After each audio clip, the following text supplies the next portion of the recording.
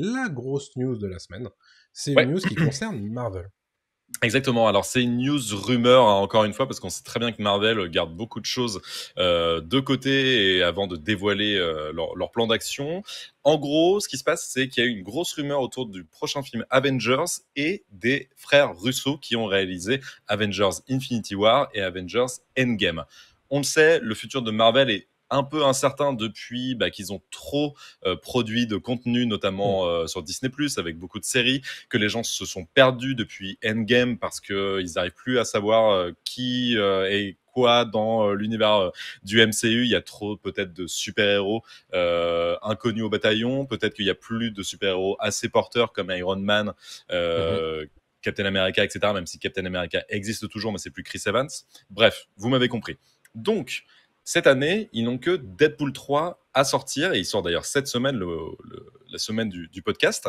On vous en parlera un peu plus en détail Dès qu'on normalement pourra, cette ouais. semaine, dès qu'on pourra. On l'a précisé, hein, Thomas est en vacances et c'est un peu plus compliqué pour lui de discuter de tout ça. Mais moi, Vous aurez un j'essaierai de vous faire retour un d'Adrien petit truc. qui potentiellement vous Voilà. fera un truc cette semaine. Je vais essayer parce que c'est quand même la grosse sortie. Mais bref, c'est Mm. pas ce qui nous intéresse là. Mais on ignore toujours en fait ce qui va se passer dans le prochain film Avengers. Il n'y a aucun détail en fait sur la date de sortie, ni même le titre. Il y a beaucoup de rumeurs, le réalisateur. Bon, pour l'instant, il n'y a rien du tout. Mais il y a une rumeur récente qui est sortie la semaine dernière qui en fait indiquait que les frères Russo, comme je l'ai dit, réalisateurs d'Endgame et d'Infinity War, seraient en pourparlers pour réaliser les deux prochains films Avengers. Mais juste après que la rumeur est circulée sur Internet, Kevin Feige, le président de Marvel Studios, a démenti l'information dans une interview avec le magazine Inverse. Il a déclaré en fait que cette rumeur est sans fondement et qu'une annonce officielle pourrait arriver cette semaine lors de la Oh, Comic-Con. Parce que là, en fait, ça faisait un bout de temps que Marvel n'était pas venu au eh Comic-Con. oui. Ils sont de retour cette semaine. Évidemment, ce sera aussi un gros truc de Pop News la semaine prochaine, dans le prochain épisode. Il y aura Bien sûr. beaucoup de choses à débriefer. Et donc, on imagine en fait que Kevin Feige, quand il dit ça, il sait très bien qu'il faut qu'il garde le secret jusqu'à ce que Ouais. le Comic-Con soit passé. Mm.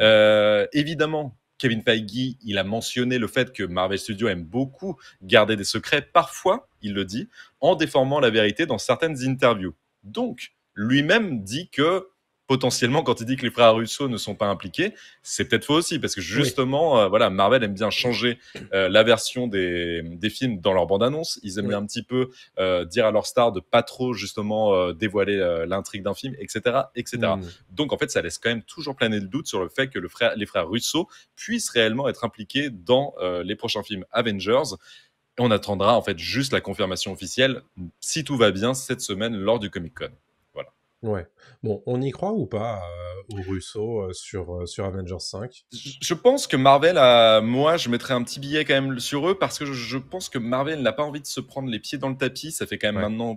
maintenant plusieurs années quand même, qui sont un petit peu en difficulté Mm. vis-à-vis du public. Bon, la critique, je pense qu'ils s'en fichent, mais c'est vraiment vis-à-vis du public. Et le public, c'est lassé. On parle de super-héros fatigue depuis de Mhm. nombreuses années, mais là, ça y est, c'est acté. D'ailleurs, Kevin Feige répond souvent à cette problématique de la super-héros fatigue, le fait que les gens ne puissent plus supporter de voir des super-héros à l'écran. C'est pas le cas que chez Marvel, d'ailleurs, on le voit chez Non. DC aussi, c'est quelque chose qui a Ouais. peut-être fait son temps. Et donc, à force de comprendre que le public veut autre chose, est-ce qu'on ne reviendrait pas à ce qui a le mieux marché? Est-ce que c'est une bonne façon de faire? Je ne sais pas. Mais c'est vrai que les frères Russo ont offert à Marvel un petit peu le meilleur écrin pour leurs super-héros avec Infinity War et avec Endgame. Ça me paraît pas déconnant. C'est une prise de risque moindre. Oui. Mais si tu reviens par exemple à Avengers premier du nom par Joss Whedon, ils Mhm. avaient aussi donné Avengers 2, l'ère d'Ultron, à Joss Whedon. Bon, pour le succès qu'on lui connaît, c'était un bon box-office, mais le film n'avait pas autant marqué les esprits Non. que Avengers 1. Bon, il était Mais rincé à ce moment-là, hein. Ça s'est vu, hein. Whedon était rincé, oui, oui, tout à Mm. fait. Et après, il était cancel. Euh, ça n'a rien à voir, mais Chaque chose en son temps. on le précise quand même. C'est important. Et donc voilà. Donc moi, je sais pas. Toi, t'en penses quoi? Tu penses que ça peut être un bon Écoute, move? moi je pense que on est dans une époque où Marvel a certainement besoin de rassurer ses actionnaires Aussi, ouais. aussi, en plus de son public. Mhm. Et ses actionnaires, on va le rappeler, c'est quand même Disney, qui est bon, la plus grosse corporation du divertissement mondial, mais qui a quand même besoin aussi de vendre des actions et d'être vu favorablement par ses actionnaires. Donc forcément, envoyer un signal tel que regardez, ce sont les réalisateurs de Captain America Winter Soldier, de Captain America Civil War, de Infinity War et d'Endgame, qui sont nos plus gros succès ever au box-office. Évidemment, pour les gens qui aiment bien les lignes, si tu veux, de stats, c'est toujours vu favorablement. Par contre, est-ce qu'on peut parler un petit peu du signal que ça pourrait potentiellement envoyer d'un point de vue créativité interne chez Marvel? Ça veut dire, grosso modo, bah écoutez, on ne sait pas qui est capable de gérer ces films-là, autrement que ces gens-là, en fait, qui ont déjà fait 4 films chez nous, et qui avaient l'air plutôt très contents de faire d'autres choses ailleurs. Donc, 3 films. 3 films. Ouais. Donc, c'est déjà énorme. Hein. Ouais, c'est énorme, mais tu vois, c'est... Oui, après, c'est 3 films qui ont très très bien fonctionné, tu vois. C'est pas comme un Taika Waititi qui s'est planté avec Thor 4, Bien sûr. mais qui avait cartonné avec Thor 3. Tu vois, ils ont peut-être, ou même, comme il s'appelle, le réalisateur des Spider-Man, John Watts. John Watts, tu vois, c'est pareil, c'est un exécutant, tu vois. Oui. Mais les Russo on va me tomber dessus, je pense, pour dire ça, mais je pense un poil plus de vision quand même qu'un John Watts. Oui, un poil je comprends pas qu'on crache à ce point-là sur les Russo. D'ailleurs, moi, je les défends pas non plus, mais je trouve que les mecs, bah, ils font du très bon taf pour ce qu'ils ont en fait. Enfin, c'est pas évident quand même. Ils ont réussi à faire un truc de ouf quand même avec Infinity War côté Endgame. Marvel, oui. Ah oui, je parle de Marvel. Les productions hors Marvel sont plus complexes, mais en l'occurrence, oui, tu peux pas nier quand même que ils ont mis leur pierre à l'édifice, un peu comme ce que Jon Favreau avait fait d'une manière différente au début du MCU. Mais enfin, en tout cas, ils sont doués pour mettre en image ce qu'on leur demande de mettre en image. Ça, c'est certain. Maintenant, est-ce que c'est les gens dont ils ont besoin? Peut-être, en fait, parce que ils ont peut-être besoin de revenir un petit peu à la base. Ouais, je pense. Je pense qu'ils ont besoin de mecs qui ont des facilités justement pour lier des histoires, pour lier des personnages entre eux. C'est des personnages que le nouveau public, en tout cas le public actuel, ne connaît pas forcément. Il y a beaucoup de super-héros qui n'existent plus, comme je l'ai dit tout à l'heure. Il faut remettre tout ça en place. Il faut exciter les gens en fait autour du projet. Je pense que les Russo sont les bonnes personnes pour ça.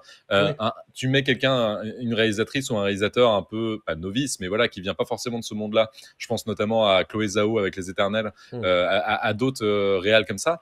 Bah, c'est peut-être pas le bon move pour un film Avengers. Pour un film un peu sur le côté, tu vois, why not? Mais genre un Blade, tu vois, ça me dérange pas. Ou une origin story d'un nouveau personnage, ou une suite d'un autre personnage problème, seul, il n'y a pas de souci. Voilà.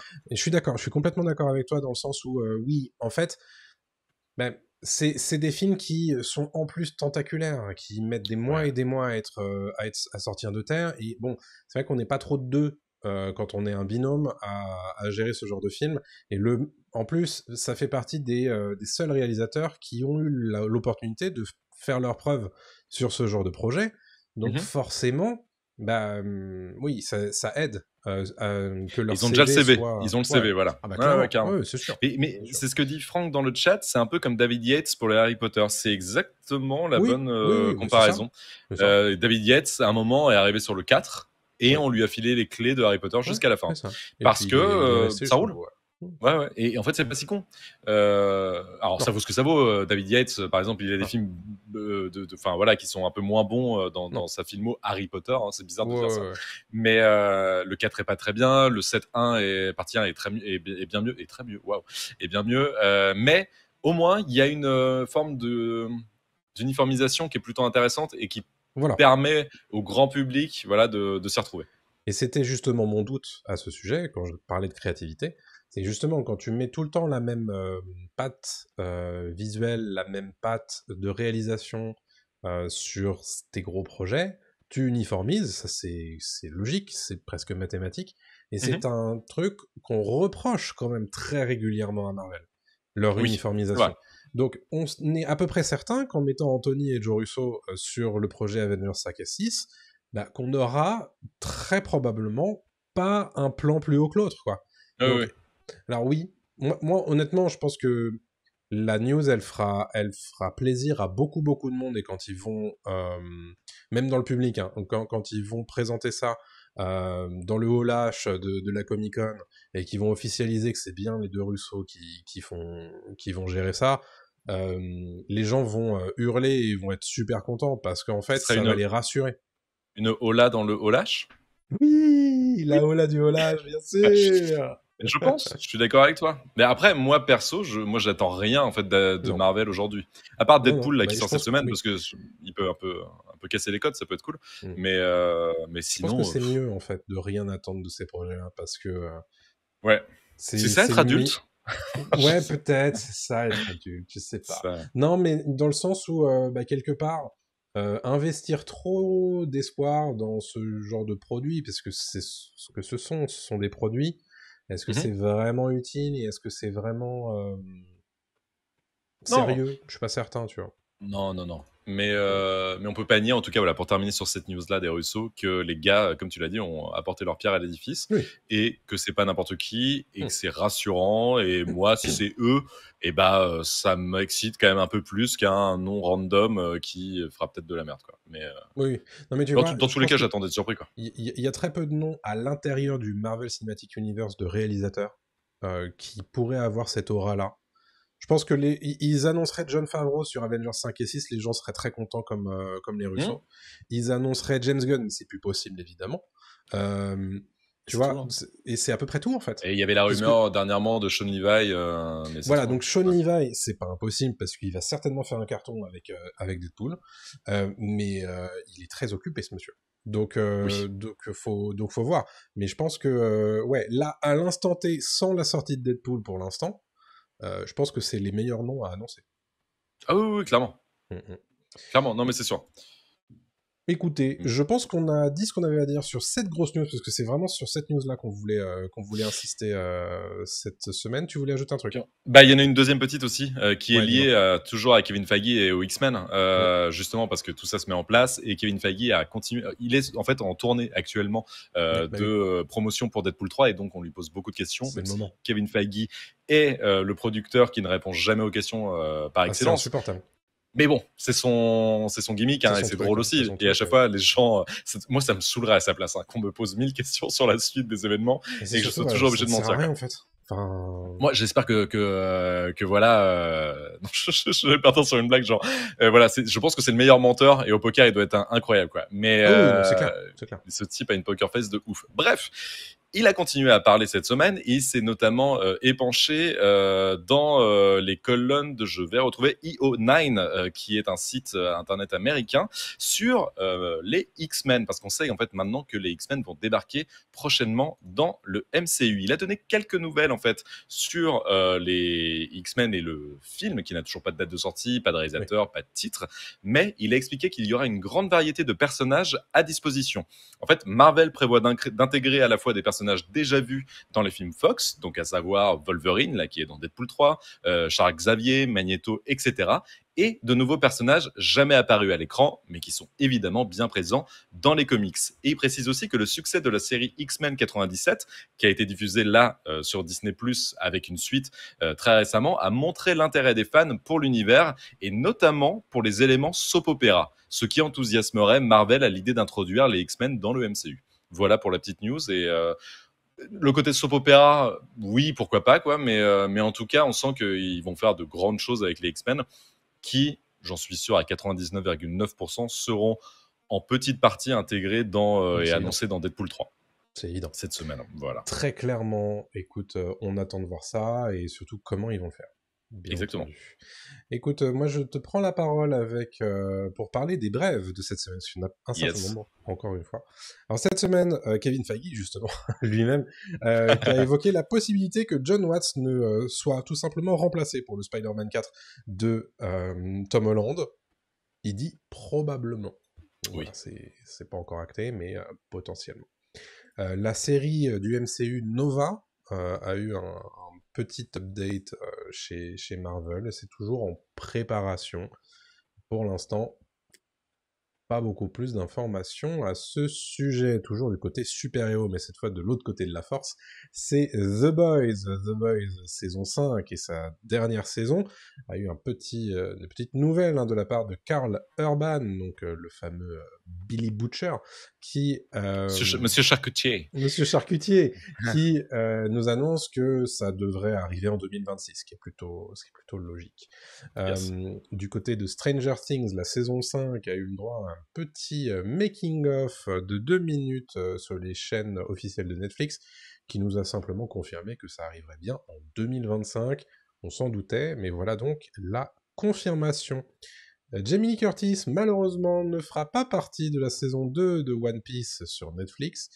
Elle criait un petit peu sur tous les toits qu'elle voulait vraiment jouer dans la suite et dans le rôle du docteur Kurea, mais ce ne sera pas le cas, visiblement. C'est quelqu'un d'autre qui a été casté. À cause d'un problème d'emploi du temps, simplement. C'est bien dommage. La série Halo, qui était disponible sur Paramount+, un petit peu partout, a été annulée, malheureusement, après 2 saisons. Alors malheureusement, j'en sais rien, hein, moi je ne l'ai pas regardé encore, mais visiblement, voilà, les chiffres d'audience n'ont pas été suffisants, et les chiffres d'abonnement non plus, pour permettre à la série adaptée du jeu vidéo du même nom de se poursuivre chez Paramount.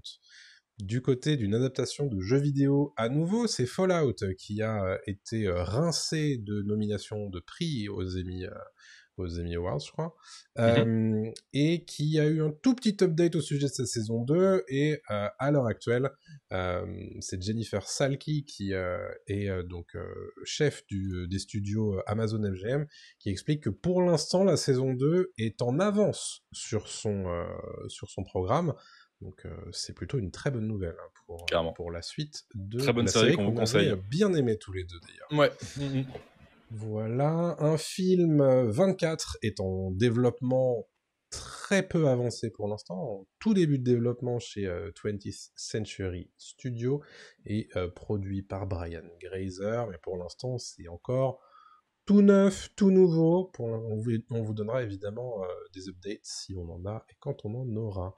La série Alien de chez FX s'appellera officiellement Alien Earth, donc Alien Terre, ce qui nous tend potentiellement à nous faire croire que ça ira du côté de notre bonne petite planète bleue dans ce spin-off. Voilà. Ensuite, le boss de FX s'est exprimé au sujet de la suite de Shogun, et qui devrait se tourner tout début 2025. Donc ça avance assez vite, hein, côté série Shogun. Ouais, ils y croient. Hein. Ouais, ils y croient à fond, complètement.